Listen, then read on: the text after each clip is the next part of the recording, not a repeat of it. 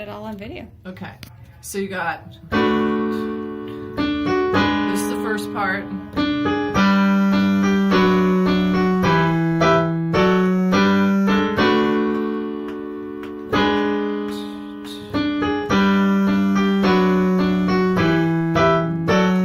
I think it's 3 times in the beginning.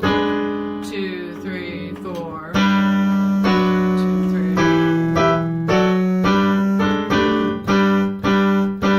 Oh, sorry, I need the second page. So you hang out on G. Ain't no mountain high enough. G, G, E, E, F sharp minor, B minor. G, G, da, da, da, B minor. E, E. Sorry. So that's the first and second verse right there. Awesome. Okay. Okay. So then I need to take a sip of water, so stop it for a second or pause it. I've still got the video going just because it's easier to have one Okay. recording than two. Okay, and then you got no wind, sus4, no rain, or sus F sharp, sus4, and then B sus4. And then you're to G, and then you're to Oh Baby with A on top, G in the bass. If you're my goal, I'll be there on the double, and just send for me. Oh baby, excuse me, my love is alive. A minor flat 5. A flat major, G minor, F minor, E flat with G in the bass, A flat, F7 with A in the bass, and you do the same thing. So,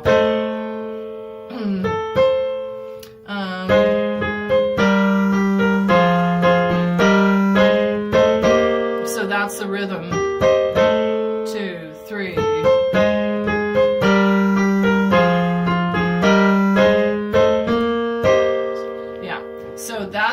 That's the modulation. Neat. Okay. That's a lot of fun. Yeah. Some cool stuff. I'm certainly going to have my work cut out for me this Yeah. week. And it's simpler than it seems. As long as you get that voice leading in the bass line and the right inversions on the top, so you don't have to really move your hands anywhere and really think about. It'll teach me a lot to come up with, to figure out those inversions. I need to really internalize this stuff so that I'm able to play around. It's a really good exercise. And yeah, so that's what this thing is doing. Fantastic. And it's very challenging. Okay, so then page 4, and it doesn't do what the sheet music says it does at the end. Okay. So let's just listen to that.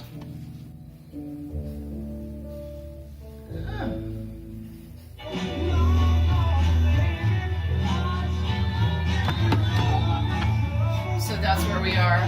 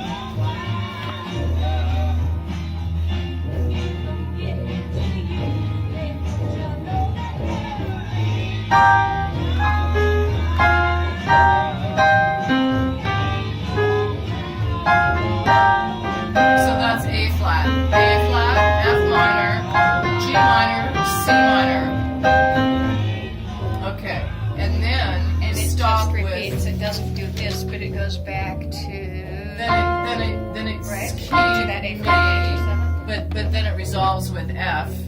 Keep me from getting to you. Now I would do it like that because even though it says D flat there, I would go to A flat because it never does anything beyond here. So I know on the recording, it you go through this. No. Oh, okay. So it's coming back up here, but I'm guessing that we're probably. I'm sorry. That's okay. Not doing that because it fades out, right? So we need a resolution. Yeah, and it resolves with an A flat. Okay. Okay. That's what I learned from doing this before. Got it. And So where do you think that the vocalists end the song? Is it? I mean, are they doing that? I don't know how JP and Patrick are going to end it, Sure. but I ended it in the Motown class by just doing another chorus in the same key at the end. Don't you know that there ain't no mountain high enough? Ain't no valley low enough? Ain't no river wide enough to keep me to getting to you, baby? Don't you know that ain't no mountain high enough? Ain't no valley low enough? Ain't no river wide enough to keep me from getting to you, babe? End it. Nice. That's how we ended it. Makes a lot more sense than, I mean, obviously the recording has a fade and we're not going to do that. That was the beauty of transistor radio stuff. I just remember those board fades, It's so cool.